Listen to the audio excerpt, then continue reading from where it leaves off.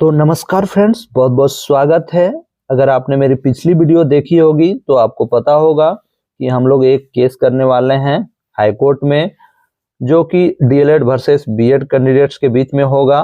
ठीक है, एक्चुअली में ये केस चल रहा है क्योंकि जब सहायक आचार्य की जो एग्जाम हुई थी उसमें 3033 कैंडिडेट्स जो कि बीएड कैंडिडेट हैं और कक्षा 1 to 5 के लिए एलिजिबल ही नहीं है। सुप्रीम कोर्ट के जजमेंट के बावजूद भी झारखंड सरकार ने इन्हें झारखंड सहायक आचार्य भर्ती कक्षा 1 to 5 में मौका दिया है और डीएलएड कैंडिडेट्स हैं वो हाथ पे हाथ धरे बैठे हैं और झारखंड सरकार का वेट कर रहे हैं कि झारखंड सरकार उनका केस लड़ देगी और जितवा देगी।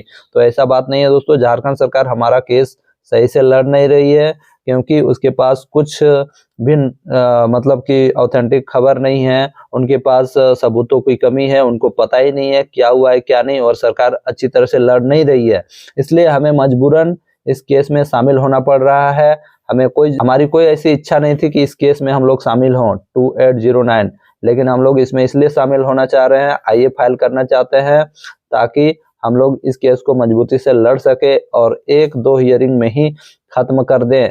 तो देखिए, आप लोग सभी समझ गए होंगे मेरी बात को। तो देखिए, हम लोगों ने हाई कोर्ट ऑफ झारखंड का वकालतनामा भी ला लिया है और यहाँ पर मैं आपको बता रहा हूँ, अगर जो भी कैंडिडेट्स हैं पिटिशनर बनना चाहते हैं, अपना नाम इस केस में शामिल करवाना चाहते हैं, तो आप लोग जरूर कॉन्टेक्ट कीजिएगा। आप लोग पिटिशनर बन सकते हैं, आप लोगों के पास 2 दिन का टाइम है और हम चाहते हैं कि जल्द से जल्द आप लोग पैसा भी जमा कर दें। हम लोगों ने मीटिंग किया था जिसमें तय हुआ कि 1000 रुपया राशि आपको एक ही बार पेमेंट करना है, 1 टाइम, ऐसा नहीं कि बार बार आपको लगेगा।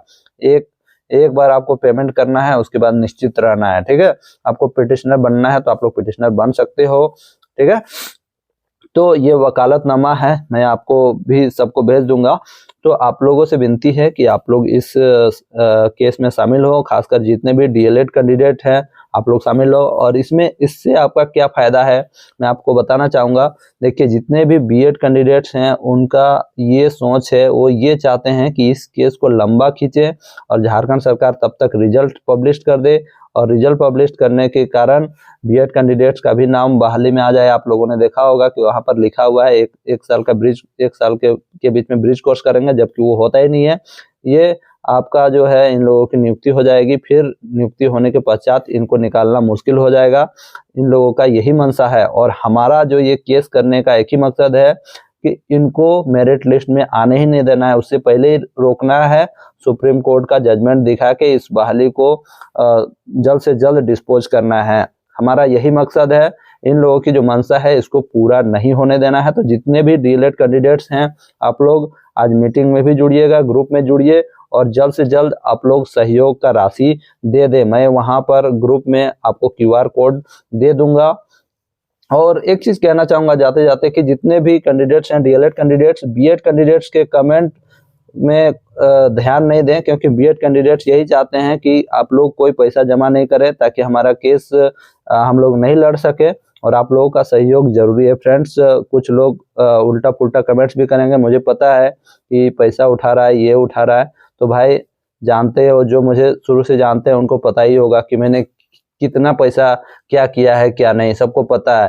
तो आप लोगों को पता होना चाहिए कि आप अपने अधिकार के लिए लड़ो, आप सही चीज के लिए लड़ रहे हो, कोई गलत चीज के लिए नहीं लड़ रहे हो। झारखंड सरकार हमारा केस सही से लड़ नहीं रही है, नहीं तो हमको इस केस में इंटरफेयर करने की कोई जरूरत नहीं थी।